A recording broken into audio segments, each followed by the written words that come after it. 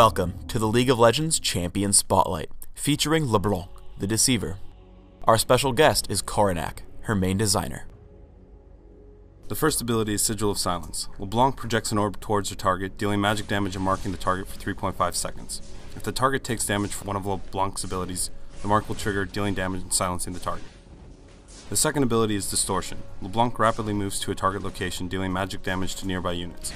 In the following 3 seconds, she can activate Distortion again to return to her starting location. The third ability is Ethereal Chains. LeBlanc flings illusionary chains towards the target location. If it hits an enemy unit, it will deal initial magic damage and slow their movement speed by 25%. If the target remains shackled for 2 seconds, the target takes additional magic damage and is unable to move. Her ultimate is Mimic. LeBlanc can cast the previous spell she cast. The Mimic spell deals significantly increased damage and is on a 30-second cooldown. Properly choosing which spell to mimic will separate the great LeBlancs from the good. Her passive is Mirror Image. When LeBlanc is brought below 40% health, she instantly becomes stealth for half a second. When the stealth fades, she creates a mirror image that deals no damage and lasts for up to 8 seconds. Mirror Image is only about deception and not damage like Hallucinate. It is intended to fit thematically while not disrupting your combat rhythm. LeBlanc has changed quite a bit in her development. Cognizant that we were releasing 3 AP casters in a row, we wanted them to serve significantly different roles from one another. Initially, we experimented with a tank concept for the character, but ultimately that felt more fitting for Swain, as we wanted LeBlanc to be a high energy and high skill cap character. The second kit for LeBlanc focused around movement and distance manipulation. It was at this point we decided Distortion provided very powerful gameplay and that Mimic was created. Once we had those 2 abilities we really liked, we created Sigil of Silence and Ethereal Chains with 2 goals in mind. Create compelling choices to mimic, and make sure both of the spells made the use of Distortion more predictable to fight against, and give LeBlanc strong incentive to not just save Distortion to escape.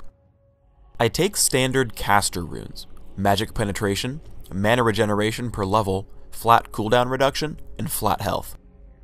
My masteries are also typical, 9-0-21 with ignite and improved flash. If you take a solo lane, you don't have a lot of power very early on, so you shouldn't try to harass too much. However, her attack animation is excellent, so it should be fairly easy to consistently last hit minions.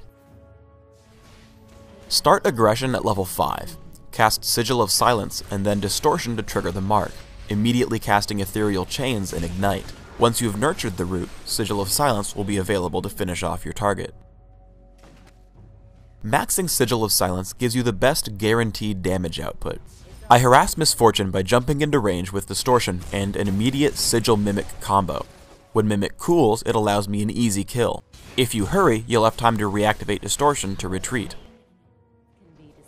Always consider what use of Mimic is best. While Sigil of Silence deals more damage, I mimic Ethereal Chains because the extra root allows Rammus to catch up and get an assist. If you don't burst your target down immediately, you'll be left without an escape. I use Distortion to chase Kassadin, which results in being stranded. Even without Mimic, the order of your spells matter. Here, I hit Vladimir with Ethereal Chains and then Sigil of Silence. Because he's not silenced, he flashes out. For champions without escapes, leading with Ethereal Chains is fine. However, in this case, Sigil of Silence would have triggered when I hit Ethereal Chains and given us an easier kill. Here's an instance where I perform my spell order correctly. Sigil of Silence into an immediate Mimic keeps Kassadin from rift walking away, while I still have Distortion and Ethereal Chains both available to trigger the Mimic's Sigil for up to 5 seconds of silence. When fighting a champion with no escapes like Garen, you want to reserve Mimic for Ethereal Chains. I Distortion into range for Chains, and after his silence, toss another one on via Mimic.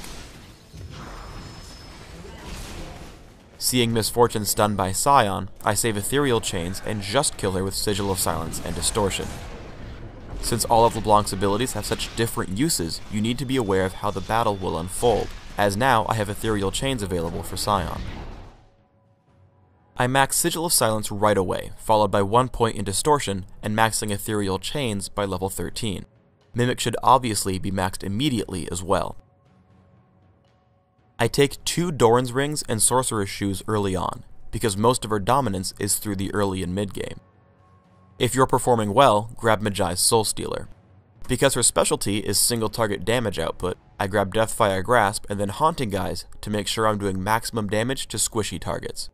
Afterwards, I get Zonia's Ring and Void Staff. Other great items to choose from are Rod of Ages, Riley's Crystal Scepter, and Archangel's Staff.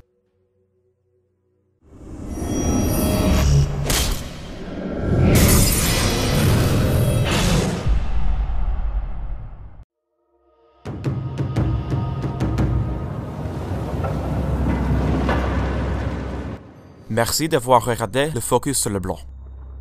If you can play her correctly, you'll get great results. Trust me.